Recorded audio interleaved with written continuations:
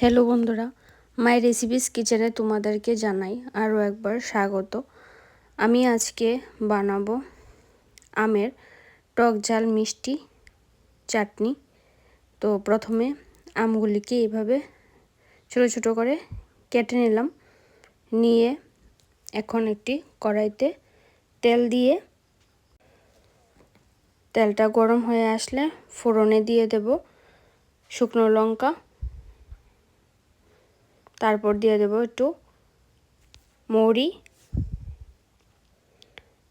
দিয়ে মৌরিটা যখন একটু লাল হয়ে আসবে তখন আমি কেটে রাখা আমগুলি দিয়ে দেব।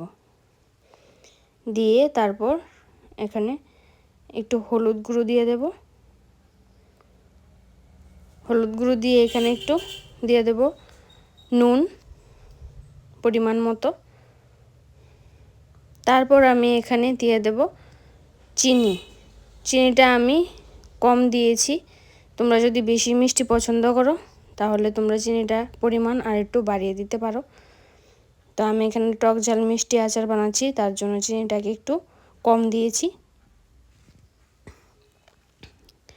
এখন আমি দিয়ে দেব একটু জল দিয়ে ভালো করে ফুটিয়ে নেব।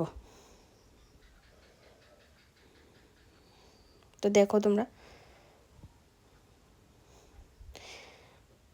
জল দেওয়ার পর ঝোলটা ফুটে এসছে। এই যে এখন নামিয়ে নেব। তো রেডি হয়ে গেল আমাদের এই চাটনি, কাঁচা আম দিয়ে টক ঝাল মিষ্টি চাটনি।